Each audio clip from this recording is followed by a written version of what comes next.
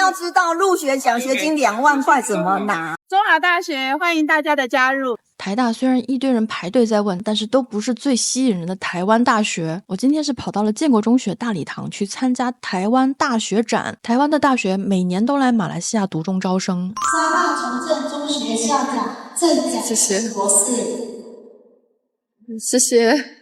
建国中学董事长马鲁叶生直升，沙巴留台同学会校长卢德琛先生，古达培正中学董事长孙家谦先生，校长江立强先生，给我3个。保罗中学董事长戴立祥先生，校长于金生先生，还有在场的留台学长学姐，以及来自台湾30所参展大学的师长们，各位来宾、记者朋友，欢迎你们。台湾和沙巴的关系一直很密切，两边的学生也是来回跑，但更多的是马来西亚学生跑去台湾读书。像我们公公，也就是我俩孩子的爷爷，就是去台大读书的。台湾的大学每年都会来马来西亚独中开展览，希望更多马来西亚的独中生去台湾读书。在沙巴雅比建国中学开的展览呢，已经是在马来西亚的第5个展区了。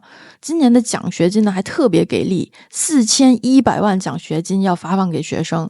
学习成绩好的话呢，上大学的学费、住宿费、生活费都可能不用出1分钱。为什么台湾的大学那么喜欢马来西亚的独中呢？这个跟马来西亚的独特考试制度呢有非常大的关系。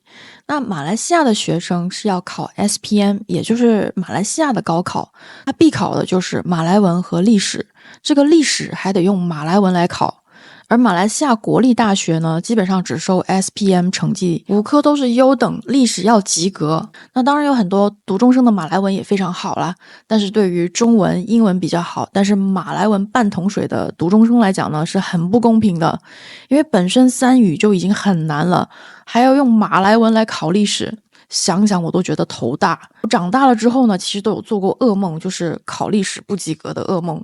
这个考历史还是用我的母语考啊，所以宝爸他们兄弟姐妹4个人的都没有去马来西亚本地的大学。SPM 成绩不够好，也就是意味着不能读免费的马来西亚本地国立大学，要付费读私立的话，还不如出国留学长见识。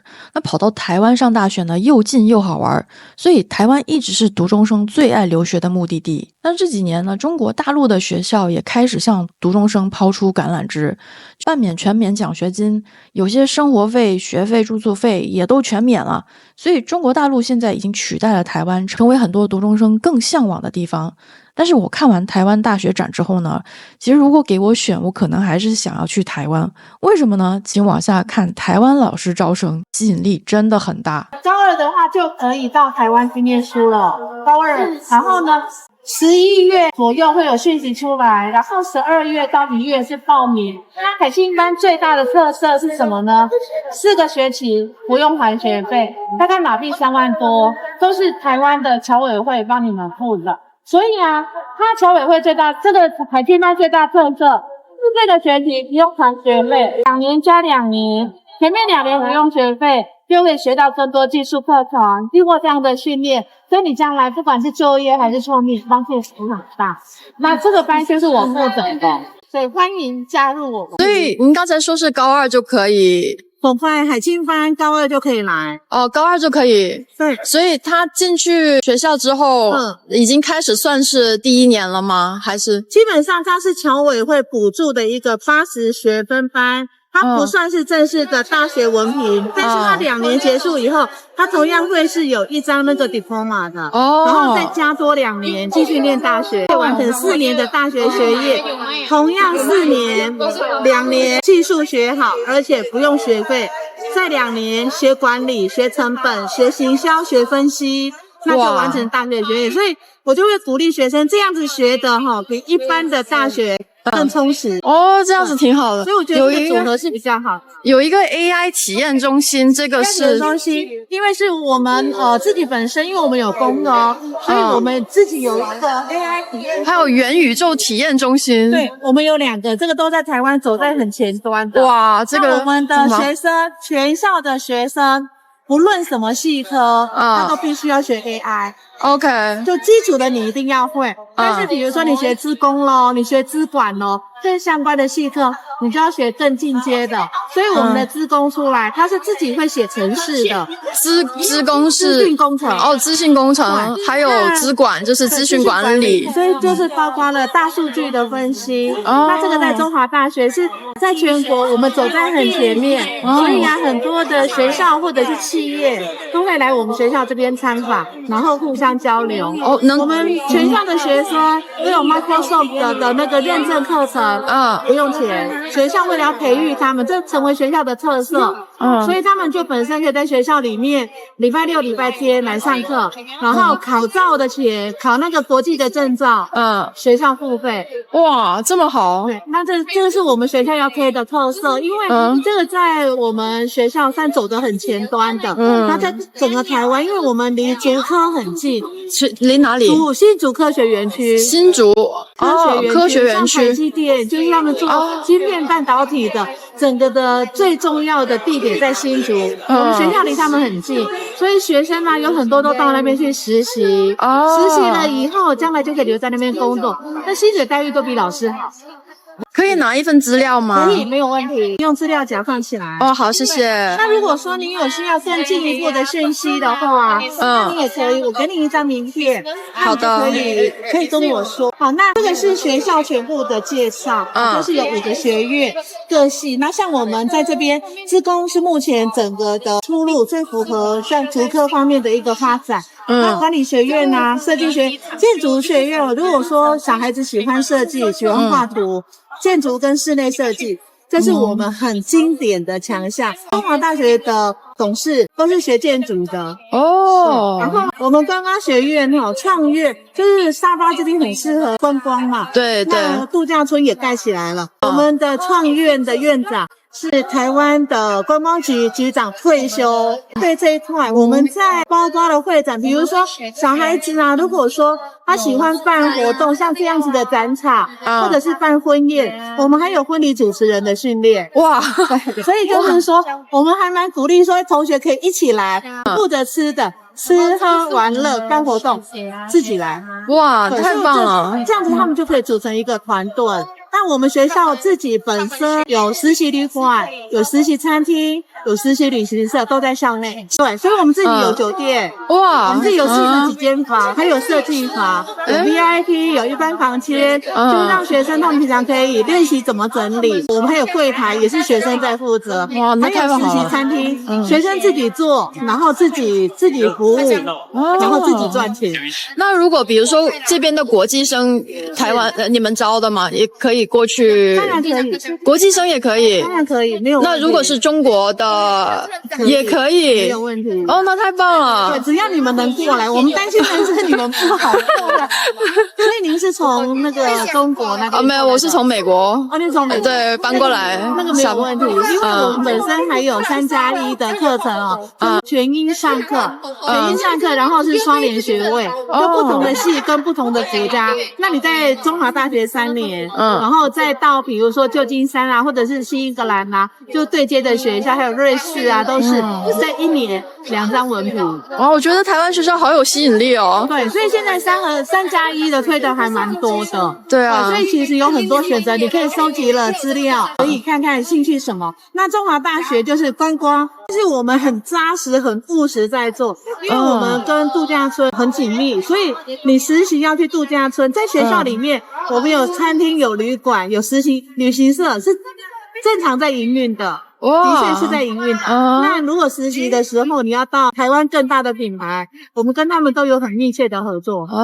好像那个信义集团是要过来在沙巴投一个5星，是他们已经投了，已经投了。如果知道的话，在度假村，对，所以他们也跟我们讲，将来有学生啊，就是说我们从马来西亚送学生过去学习完以后回来再回去。哇，太棒了！那我们算是在观光领域里面算还蛮全方位的。就是因为我们早期是比较多的学系，比如说参旅有参旅专门的，休闲有休闲专门的，会展活动有会展活动专门。那因为台湾少子化嘛，所以我们现在变成观光学院。那本来的这一些资源跟强项都在，太好了。所以我是觉得这个方面刚好学校这边资源是很好的，所以也可以送过来。中华大学欢迎大家的加入。好，那我们是全台唯一一所国际大学。然后我们其实是非常照顾侨外生的一所学校。那我们其实有提供非常多科系上面的选择。我们有人文学院、管理学院、科技学院、教育学院，还有护理学院，是最近刚新成立的学院。护理学院，对，Nursing 有非常非常多的选择，所以学生都可以参考一下我们的国立暨南国际大学。那我们的这个部分，其实我们有提供非常优渥的奖学金，比如说我们有提供入学奖学金2万台币要给学生的，直接就给了吗？我们有方法的，这是一个很好的问题。那就让我来告诉你怎么拿到这2万块的入学奖学金。好，那一个方法是海联会志愿分发，那你前3志愿可以需要写到我们国立暨南国际大学，然后你分数刚好可以被分发到前3志愿进来念了以后，这2万块就会自动是分发给学生的奖学金，入学奖学金分4个学期，所以2年拿这个。OK， 明白了。我就想说2万块钱给到学生的话，不是立刻就跑去吃喝玩乐？没有，它是分4个学期，也就是2年的时间去给这个钱的。那进来好好念的话，我们这边还有一个在学奖学金的部分要给学生。我们学校其实每年预算大概13万5千块马币是要发给我们侨外生当奖学金用，所以好好念书的话，每个学期最多可以拿到1000多块马币的奖学金。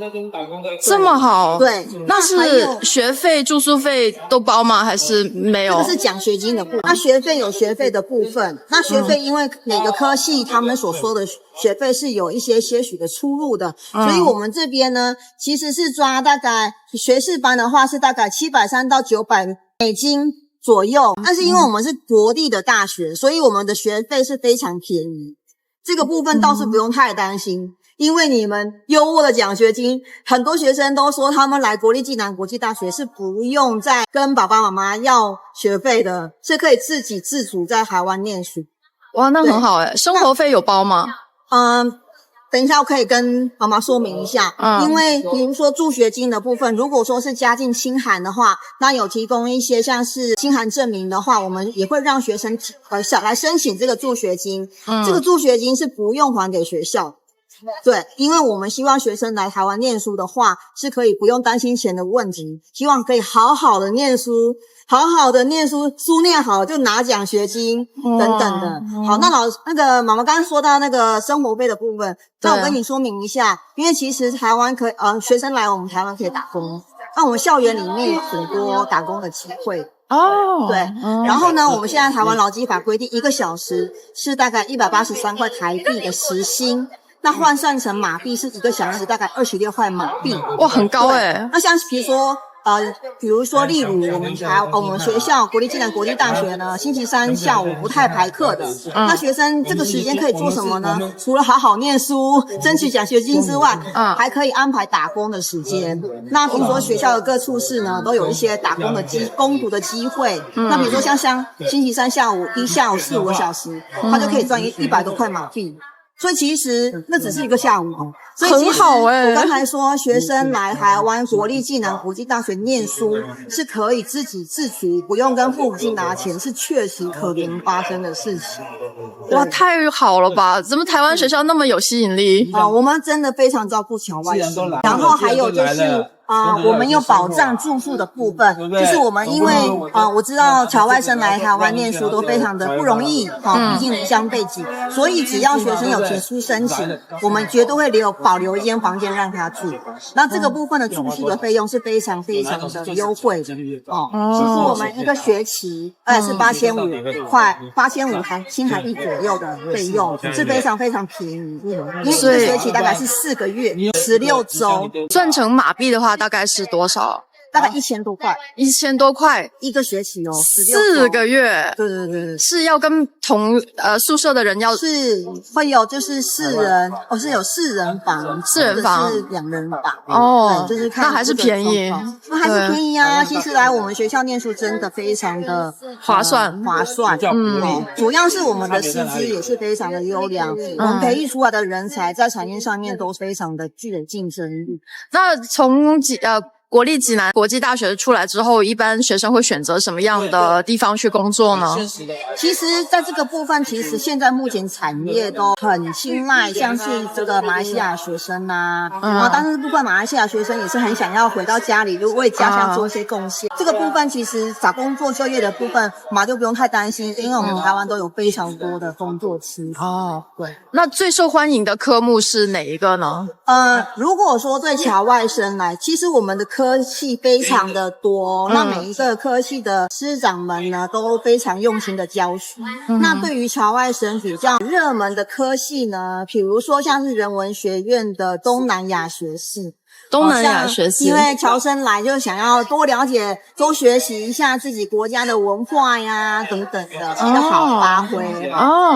还有就是像是这个中文系外文系这些部分，然后像是管理学院的话，国际企业系、国企系和我自己所任教的学系就是观光休闲与参与管理学系也有观光，对，我是观光系的，我是观餐系的教授。对，所以这个部分我们学校其实也是都蛮受侨生的青睐的，特别是因为我是观餐系的教授，就多说几句观餐系。因为观餐系有全国很特殊的这个课程，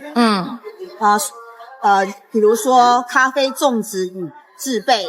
那也许你喝过一杯咖啡，但是你可能不知道咖啡树长得什么样子，或者是你可能不知道咖啡果实长得什么样子。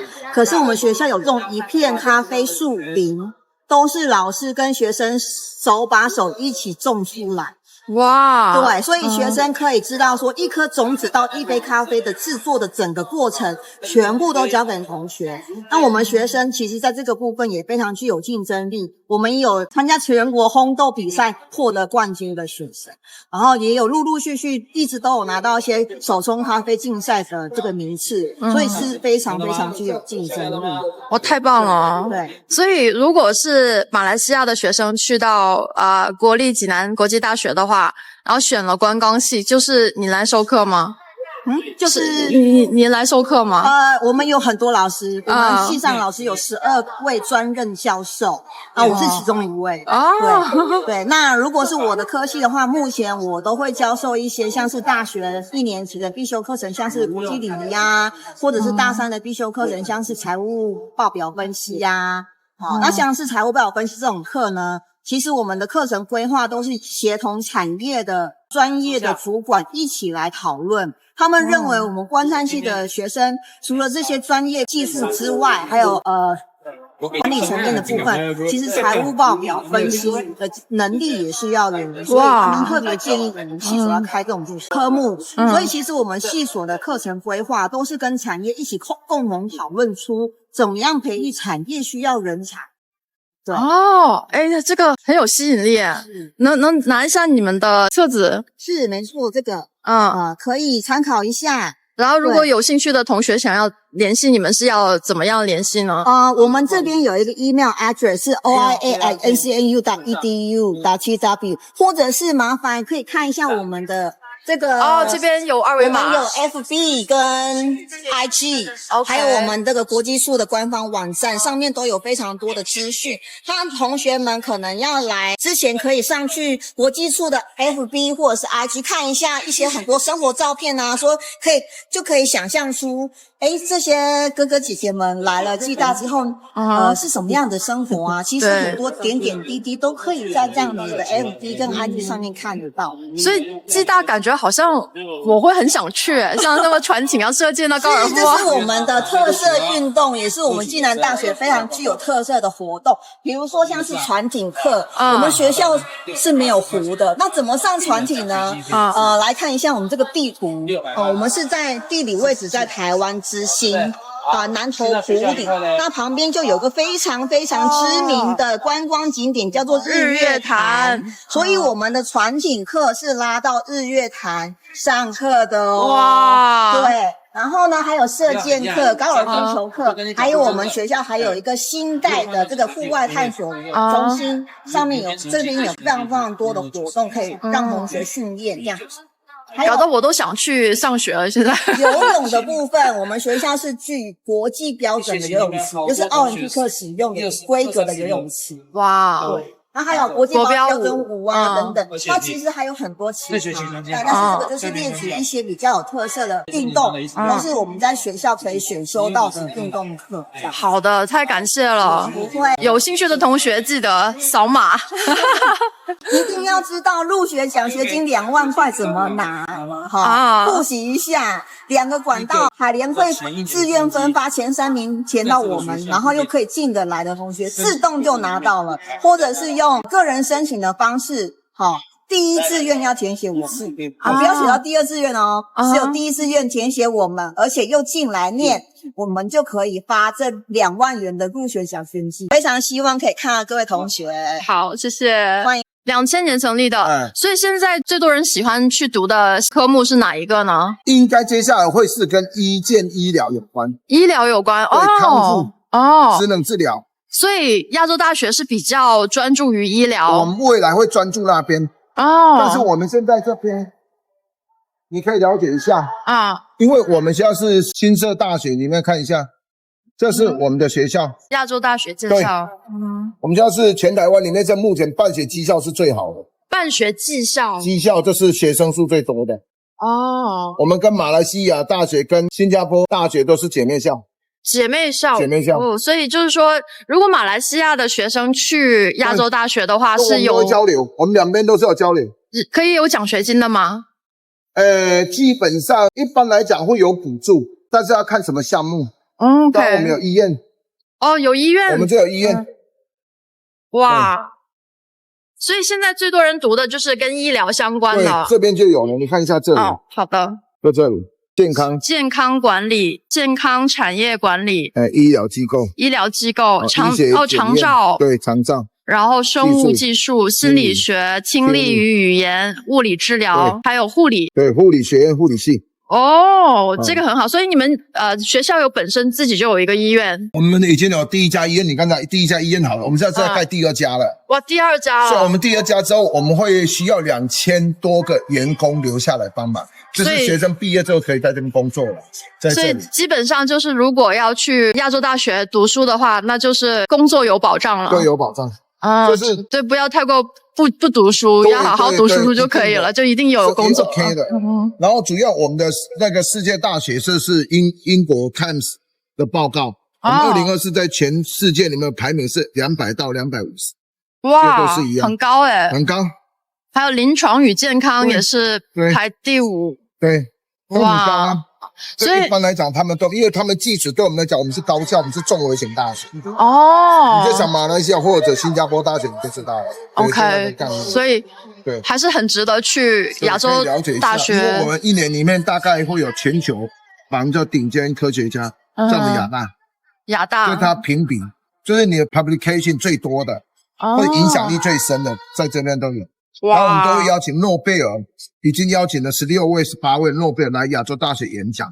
哇，这些都是国际生，马来西亚学生或国际生会跟诺贝尔上课啊什么，演讲完之后会吃饭啊什么。所以要联系的话是在这个网站吗？基本上其实这边都有，你这边看这个就有。对，我是很好奇啦，就是或者你到那 YouTube 上面打亚洲大学就有。OK， 好，我们那个新闻很多。所以比较新的大学，但是跟医疗相关比较好，因为未来其实跟医疗相关也是就是趋势嘛。对，因为人口老龄化的问题都挺严重的，每个国家都蛮严重的。对。国立政治大学商学院。我妈妈也是国中老师。是有人要咨询吗？啊，对对对，如果学生要去台大上学的话，那他有什么要求吗？就比如说 UEC 就统考的成绩啊，或者是没有设定成绩门槛，是马来西亚的同学吗？对，马来西亚或者是国际生，比如说中国。中国籍的话，现在应该没有办法来台湾念学士班哦，所以只有马来西亚本地学生。马来西亚国籍。OK，那马来西亚国籍的话，有什么需要？如果是用侨生管道的话，我们学校自己有单独招生，就是叫海外高中推荐，他要去找学校的老师或校长帮他推荐。那这个管道是只看高中在校成绩。那另外，如果是想要用 UEC 统考成绩的话，就是透过海外联招会联合分发的管道来报名。那比较难申请到吗？现在你们有没有看到，比如说录取率是大概多少？我们没有这样的数据，没有因为你每年申请的人也不一样。OK， 所以海外高中老师推荐是就比较容易进去的，应该没有比较容易啦。两边都有开放报名这样子。那如果是要有老师推荐的话，他还需要 UEC 的成绩吗？不用，因为报名的时间是8月到10月，还没有开始考统考。OK， 所以只要是有老师推荐的话，就可以报在校台大。成绩。对。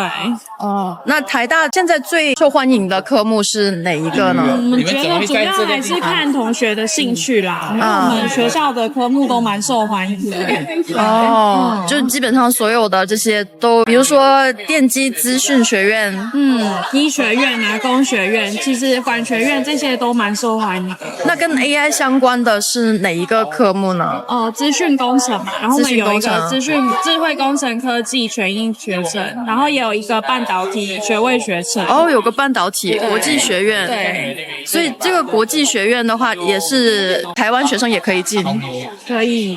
还有文学、社会学、管理学。一般来讲，马来西亚的学生比较喜欢选台大的哪一个科系呢？我们马来西亚学生占境外生1/5，所以他们其实是蛮分散的。OK， 对，都蛮多学生的。那刚才所提到的 UEC 呢，就是马来西亚独中统考，是马来西亚63所独立中学的统一考试。马来西亚的独中呢，又分单轨和双轨。单轨就是只考 UEC 独中统考，双轨就是又考 SPM 又考 UEC。沙巴这边的独中基本上都是双轨的，但是国际生呢只需要考 UEC， 也就是独中统考。统考一共分了6个组和26个科目，主要分为数学组、理科组、商科组、工科组和美社科、餐饮科。3门语言都是必考科，华文、马来文和英文。那我问了一下建国中学，那他们其实主要是分商科跟理科啊。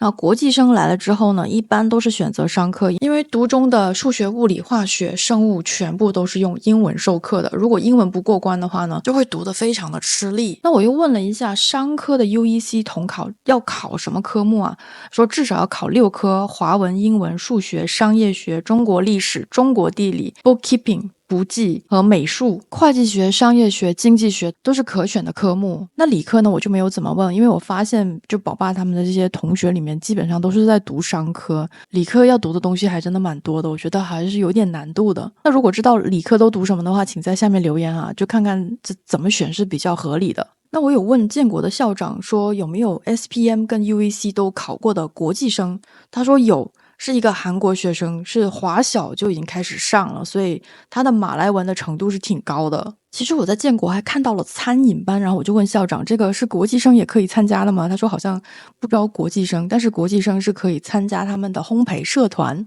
餐饮班是有蓝带毕业的老师授课，我觉得马来西亚这边的选择，给学生的选择就在中学的时候就已经非常丰富了。我记得我高中的时候是选择理科，就有一句话叫读好数理化，走遍天下都不怕。但是我觉得餐饮科才是真正的走遍天下都不怕，至少不怕饿死。而且这个餐饮这方面呢，真的是需要非常多的人才，因为人一天至少要吃2到3顿。在欧美国家，其实最吃香的职业，我觉得反而是大厨，就是走到哪里一定会有老板要你。当我走到元智大学的时候，我听到一位有马来西亚口音的参展老师，第一学期是看高中的成绩，我们有分全额奖学金，也有分就是好像50% 跟20% 的奖学金这样。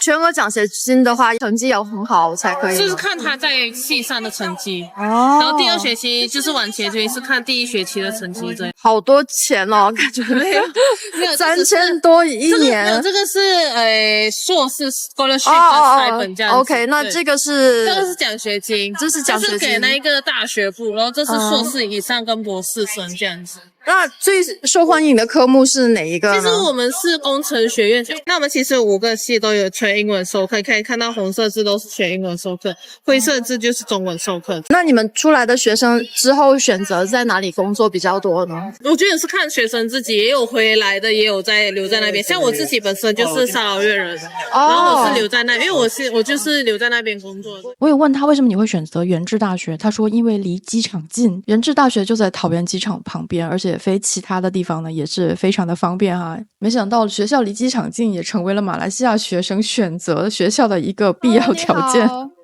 我想问一下，就是你们的兽医的这个科目是这个是很多人会去选的吗？要看地区耶，因为像沙巴这边比较少人问。古晋就比较多人问，为什么那边会？我不知道，可能那边的人养宠物的机会比较高吧。OK， 对，那本身我们兽医系是马来西亚政府有承认。OK， 所以就是相较之下，如果说你去台湾读书，那有考虑回来的话，就一定要选择像我们这样的大学。感觉台湾的大学不是一般的喜爱马来西亚的读中生。中文作为3门语言中最难学的语言，读中生可以完全掌握，又以全英文学习英文、数学、物理和化学，能和国际接轨。真的要感谢马来西亚为中文教育做出贡献的前辈们，在没有政府帮助的情况下，把华文教育延续下来，还能做到现在这么大的规模，是真的不容易。统考成绩在全球300多所大学都承认，包括了大陆和台湾的所有高校。在我看来，读中出来的学生比国际学校出来的学生在国际市场上更有竞争力，而且读中的学费也才是国际学校的1/4。我刚刚陪同一个家长去参观建国中学，他说现在网上是没有任何关于读中的资料，要是被国内的家长知道了还有读中这个选择的话，那大家可能都想要申请跑过来读读中。那当然进读中的话呢，也是需要考试的，包括了华文、英文和数学。那数学是用英文考的。我已经把本期笔记放在描述栏了，看看这270所大学的列表里面有没有你们中意的学校。还有别忘了点赞、订阅、开启小铃铛，我之后会出一期关于建国读中的视频。